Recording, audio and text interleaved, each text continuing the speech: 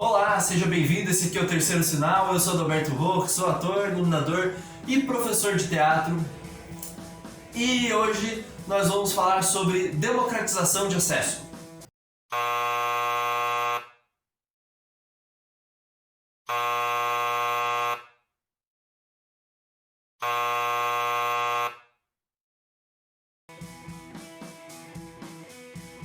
Primeiro, então, o que é democratização de acesso? Democratização de acesso, basicamente, é você tornar mais democrático, tornar mais acessível o acesso a todas as pessoas, a todas as populações, a quanto mais pessoas possível, né, melhor. E o porquê que para isso interessa pra gente, por que está entrando aqui nesse momento essa questão? Porque é uma coisa que dentro da arte, né, você precisa ser pensado a questão da democratização do acesso da arte para todo mundo e principalmente acaba sendo importante porque a gente às vezes não pensa nisso e não pensa o como que isso pode interferir na nossa vida. Por exemplo, se todas as coisas culturais ficarem no centro da cidade, quem mora na periferia, se não tiverem como chegar fácil ao centro, por exemplo, ficam totalmente isoladas dos equipamentos culturais, de coisas que incentivem a cultura. Fica isolada uma cultura dentro da periferia e outra no centro. E não há essa troca, não há uma promoção maior.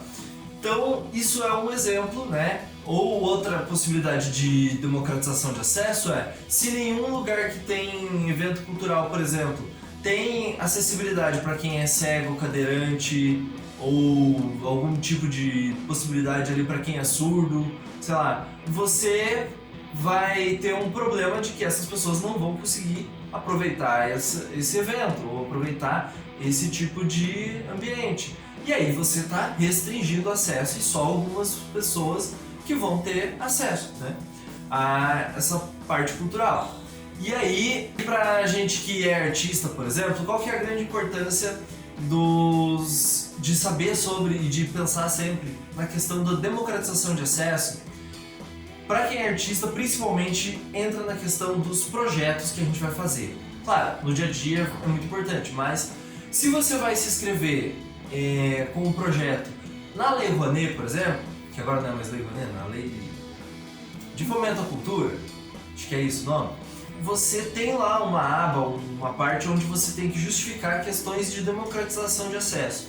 Que é o quê? É você dizer o que você está fazendo dentro do seu projeto para contemplar esse quesito, para dizer assim, olha, eu estou preocupado que o acesso não fique só na mão de poucos, porque você ir lá e fazer uma peça dentro da casa de, sei lá, de alguém bilionário é relativamente fácil, assim, né? E vantajoso, talvez, e tranquilo.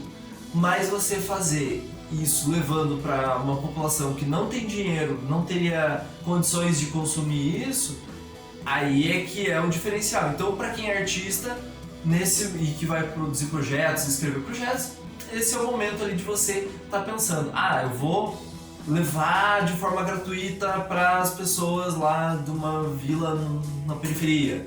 Eu vou fazer um teatro que tenha acessibilidade para cadeirante, então eu estou ajudando, de certa forma, na democratização de acesso. Além disso, eu estou pensando que um dia do espetáculo vai ter ingresso gratuito para todo mundo que quiser e que puder ir lá. E aí vai ser um dia que é voltado principalmente, né, para pessoas que tenham baixa renda, por exemplo. Então, várias possibilidades que você pode pensar, sempre olhando para ampliar esse acesso à cultura e aos eventos culturais que você estiver produzindo ali. É a forma, de um jeito mais bonito da gente falar, é a forma de ampliar o público de um produto cultural. Se você tem o produto e você, naturalmente, esse produto poderia servir para 10 pessoas, 50 pessoas assistirem, como que você vai poder pensar em ampliar isso, né? Então, isso é uma forma de democratizar o acesso. E para quem que vai interessar, para quem é público, para quem não está escrevendo projetos, para quem não vai... E aliás, além de Lei Rouanet, outros tipos de projetos também muitas vezes prevêem isso, de você justificar questão de democratização de acesso.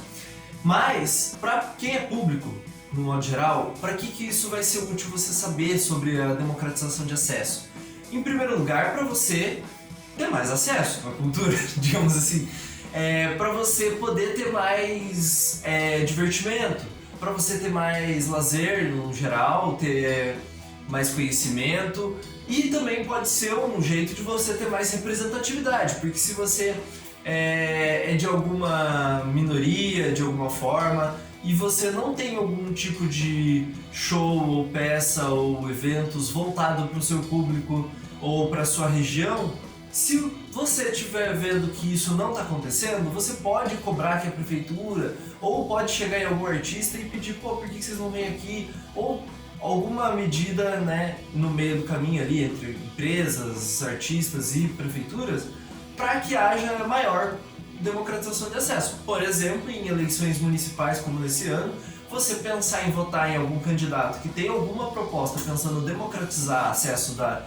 cultura, de eventos culturais, de eventos assim artísticos em geral, pode ser uma saída. Se você votar em algum candidato que tem já esse tipo de pauta, né, pode ser que isso melhore para sua região. Outra coisa é você estar sempre ligado no que está acontecendo dentro da área cultural, né? Tá inscrito nesse canal, por exemplo, e tá sabendo aí o que anda acontecendo. Assim como se você estiver sempre cobrando a prefeitura e por dentro do que eles estão fazendo nesse setor cultural. Porque aí, muitas vezes a prefeitura quer fazer, mas quer fazer algum evento no centro. E aí, no centro, às vezes, todo mundo que é mais, né, da elite, sei lá, tem acesso. E aí, é o momento de você cobrar. Então, nesse sentido de representatividade também pode ser útil. E outra coisa pode ser útil algum dia, caso caia novamente no Enem. Porque em 2019 caiu no Enem lá para você fazer a redação, né, quem foi fazer, como questão base ali para as pessoas discorrerem sobre a democratização do acesso ao cinema no Brasil. E aí, às vezes pode ter parecido para as pessoas assim, só uma questão de preço ou só uma questão de acessibilidade, de cadeirantes ou coisa assim. Mas a questão sobre a democratização de acesso tem a ver com todas essas coisas que a gente falou até agora, com os artistas, com as empresas, com as próprias produtoras e distribuidoras de cinema, com as prefeituras, com o Estado, com a União, estarem envolvidos com esse processo todo e com as pessoas também, né, com o público estar ali envolvido e sabendo que tem, por exemplo, tudo isso vai envolver essa democratização de acesso. Uma coisa positiva, de certa forma, que teve com relação a esse Enem, né, apesar de todos os pesares, ano passado com esse Enem, passou a ser pensado um pouco, ou pesquisado, digamos assim, não fosse pensado antes, mas pesquisado pelo público, essa questão sobre democratização de acesso, mesmo que só relacionada ao cinema. Porque antes de fazer esse vídeo, inclusive eu fui fazer uma pesquisa no YouTube, por exemplo, e pouquíssimos vídeos apareciam relacionados ao tema. E caso não fosse um vídeo pensado para quem é produtor cultural, compreendeu como se portar na hora de escrever um projeto para a Lei Rouanet, por exemplo, fora esses casos, eram vídeos pensados sobre a redação do ano passado do Enem. Então, de certa forma, isso foi uma coisa positiva aí, de trazer, né, para discussão um pouco sobre o que é democratização de acesso. E agora, com esse vídeo, né, pretendemos aqui no canal fomentar um pouco essa discussão para que a gente não precise, num próximo Enem só, parar para pensar sobre a democratização de acesso, e isso caso caia no Enem, né? Então, continuem falando sobre esse assunto. Se vocês têm alguma opinião sobre essa questão, alguma coisa para falar sobre democratização de acesso, ou vocês acreditam que alguma coisa que eu falei ficou incompleta, podem complementar, comentar aqui. Tem alguma dica de outros vídeos, de outras coisas pra gente, né, pesquisar sobre o assunto, conversar, trocar uma ideia? Comentem, fique à vontade, se inscreve no canal se você não está inscrito, curte aí esse vídeo para ajudar a gente também, e Vai lá no Instagram também e seguir a gente. Até o próximo vídeo do Terceiro Sinal.